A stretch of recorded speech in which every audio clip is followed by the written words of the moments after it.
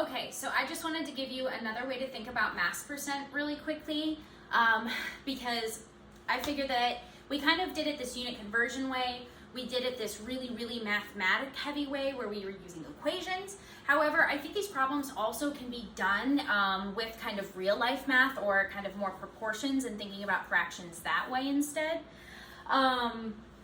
Because that may be what you come across more often on every day, and there's plenty we can learn from doing it that way. So as long as we truly understand what mass percent is, we could treat it just like a fraction. So we have what mass of pure sugar can be recovered from 600.0 grams of 25% solution, okay? So we're gonna go ahead and work through this problem. In the beginning here, realistically, when we're working through a word problem like this, when we're thinking about it the way that I have, we kind of just have some tools, some information, We know that we have 600 grams, 600.0 grams of solution total. Okay. So we know we have 600 grams of solution total because it says we've got 600 grams of some percentage of solution. So 600 grams of solution. So 600 grams of solution total. That's one thing that they tell us. And then the other thing they tell us is that the solution has a mass percent of 25%. And because this is a pure sugar solution, we can think of that as 25% sugar in our solution. So you might see me write SOLN. That is just an abbreviation for solution. So we've got our solid in our water. We've dissolved our sugar and we've made it a liquid, our solution. We've got sugar water. So what we're gonna do is use our tools and information to get to our end point. So our end point here is going to be, we want to know what mass of pure sugar. So our end point is question mark mass pure sugar. So basically what we have going on is if we have a 25% solution, that means we weighed our mass so that the number of grams of sugar that we put into total solution came out, so that ratio was 25%. So mass percent in the end, really all you're thinking about is it's just like any other percentage you've ever seen. It's grams of part over whole. So part of my solution is sugar. So if it's a 25% sugar solution, that means 25% of my total solution is sugar. And then the rest is going to be water. So let's go ahead and see how we might think about this problem here. So the trick that I'm going to show you now only works if your number can be divided into 100. So if 100 is divisible by your number of your mass percent, if this percentage can be divided into 100 equally, this trick will work. I'll show you in a minute some other ways we can think about this in case you can't use this trick, okay? So in this case, we're going to use this piece of information that 25% of our solution is sugar, okay? So we might think about it this way. So 25% would be kind of like 25 cents in a dollar, right? So if we know we have 25 cents, we've got 4 quarters in a dollar, right? 4 quarters in a dollar, each is worth 25 cents. So 100 divides by 25 to get 4 different parts. So 100 divided by 25 is 4. So again, we might think about having one whole dollar here, one whole dollar. And then if we want to split that into 4 different parts, we could think about we've got 4 different parts in a whole. So 4 parts in a whole is the same thing as 25% is the same thing as 4 quarters of a dollar. So if you got to think about it as I've got one big dollar here and then each of these is a quarter. Maybe that drawing will help you there. So what I want to say here is that if I have, 100% is my total solution, obviously, 25% of that solution is sugar. So that's how I know there are 4 parts, right? 100 divided by 25 is 4. So that means each of these individual parts, if this whole thing represents 100%, so the whole thing is 100%, each of these individual parts is 25%.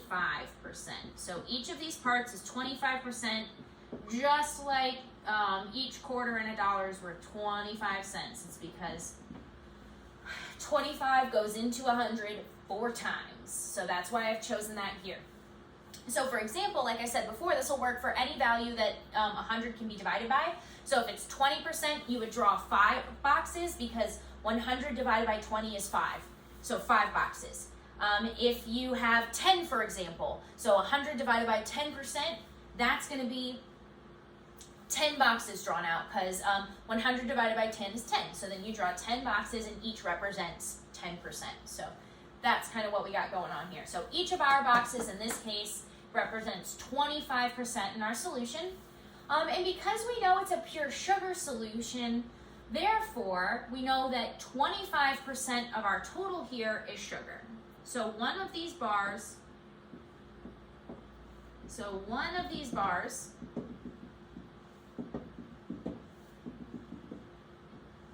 represents sugar because sugar is worth 25% of our solution. And so what's the only other thing in a solution when it's pure? If it's pure sugar solution, then therefore it's sugar and water. So that means when we have 25% of our solution represented as sugar, that means the rest of this has to be water. So all of this is water. So each of these portions, so we've got 3 portions here. Each of those portions is going to be water. So remember, we said 25% of our solution is sugar, so the rest is water. So that means water claims 3 of the 4 bars. So if I add 25% plus 25% plus 25%, that means water really is 75% of our solution in the end. So you might think about it this way and kind of break up your information here. So this is just another way to think about it, that if I have 25% is sugar, that means the rest is water. So I have 3 portions left, so 75% of my solution is water. And then we also know one more piece of information here, and that piece of information is that 600.0 grams is the mass of our total solution. So we know that therefore 100% equals 600.0 grams. So 100% equals 600.0 grams. Well, I know that 25 goes into 104 times, so if I wanted to know how much one of these is worth, well, I'm going to divide my 100 by 4. So if I want to know how much each of those is worth, there's my calculator. If I want to know how much each of those is worth, I could take 600 and divide by 4, because I've got 4 spots. 600 divided by 4. So each one of my individual bars would be worth 150 grams. 150 grams.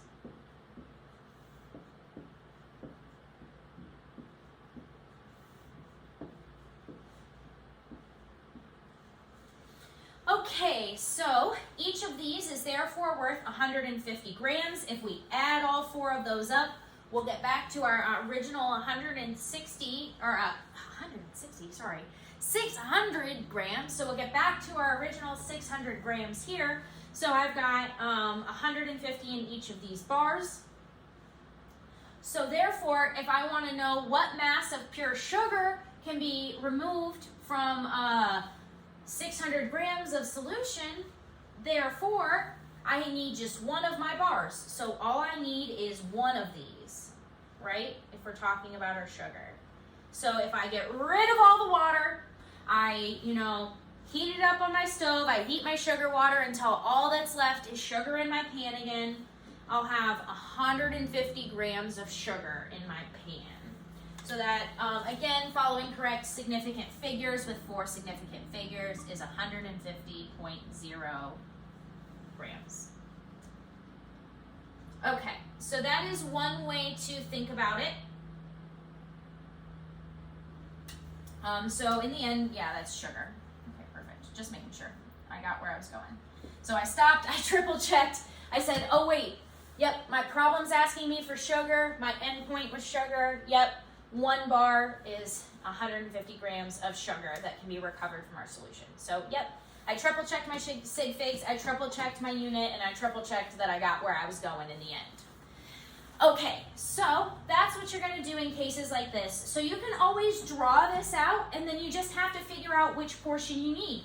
Do you need the portion that represents the thing that's being dissolved into the water? Do you need the portion that represents the water? Or do you need the portion that represents the whole if you're not given that information? So you may be given like one of the bars, but if you knew it was a 25% solution, you could multiply by that by 4 to get up to your 100%, because again, 25% represents 1/4 of 100. So I've split it up into 4 bars.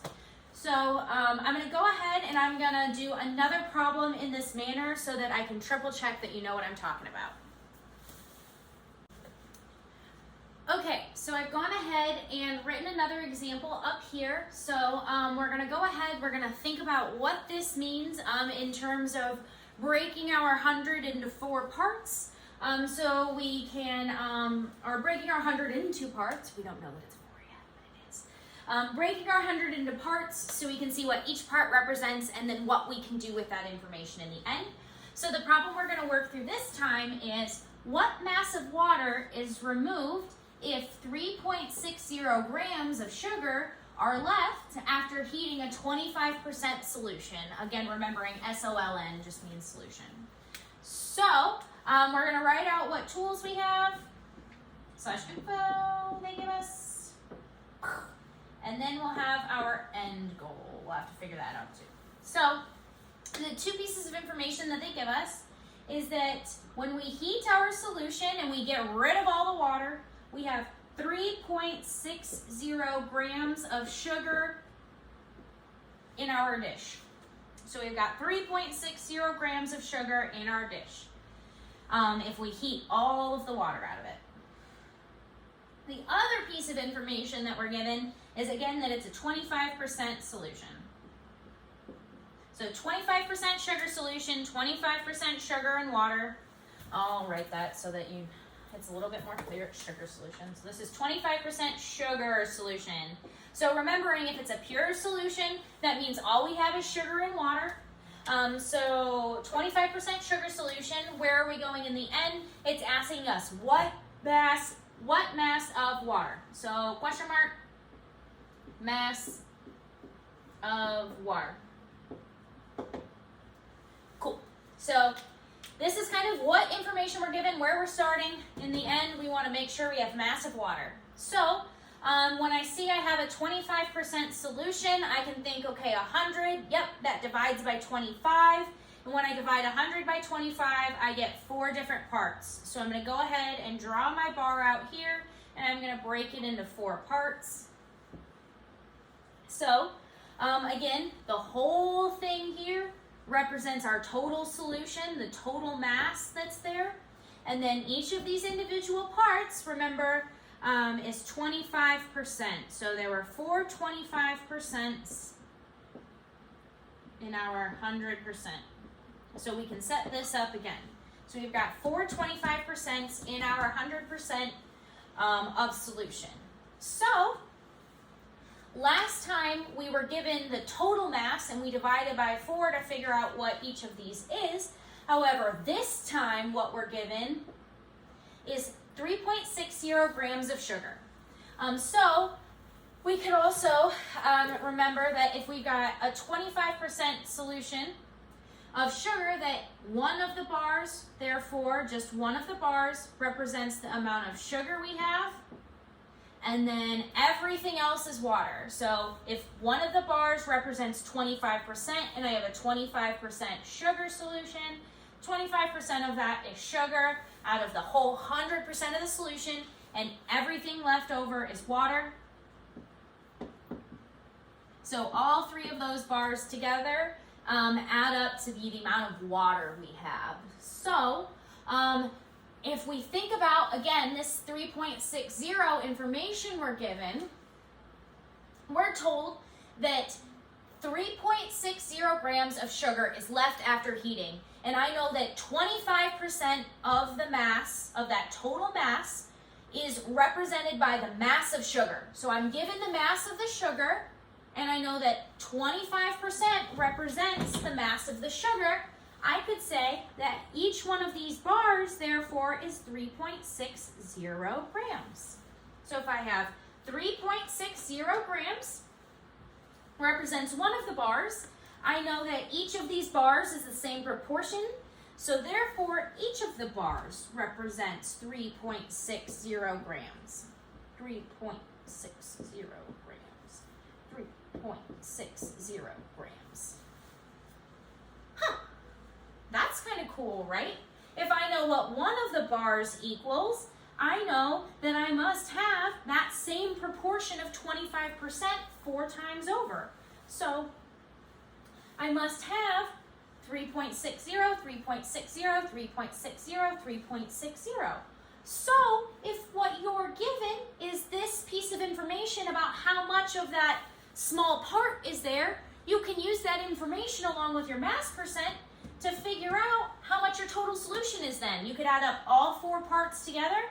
That would tell us the total mass of the solution, for example. However, remember in the problem, what we're interested in is the mass of water. Well, we know that water represents 3 of our 25%. It represents the 3 bars that are left over after we take out our portion for sugar here. So these are the 3 bars that are left over. So if I add these 3 up together, well, gosh dang it, I'd have my mass of water.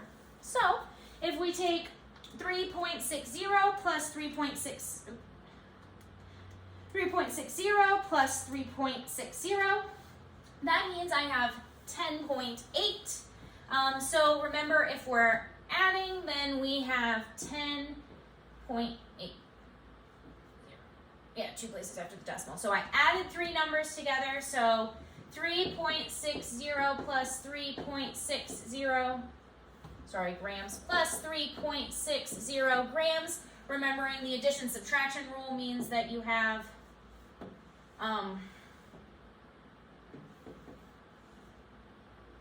you count the number of spots after the decimal place, so that's why I have 10.80. So 2 spots after the decimal place, because 0.60 has 2 spots after the decimal place. So that in the end, we would say we have 10.8 grams of water. So that's our answer. So we've got 10.8 grams of water in our solution. Cool, cool. So again, just another way you can think about it. So if you're given information about one of the bars, you can figure out what all the bars is. Or if you're given all the bars, you can figure out what each bar individually is.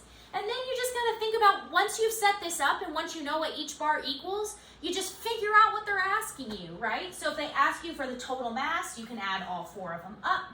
If they ask you what the percentage of water is, you can add 3. You have a couple of different things you can do. So, or again, like in the first problem, if you have 100% and they tell you what the total mass of the solution is, well then you can divide that by 4 to get that. If they give you information about the water, well, the water represents 3 of the bars, so whatever information they give you about the water, divide it by 3 to figure out what each one of those bars equals. Boom. That one would be the same proportion because each one of these bars is equal to each other. So this is, again, just another way to think about it. If this is complete nonsense to you, that's fine by me, and you know how to do it another way, please use one of the other tools I've given you.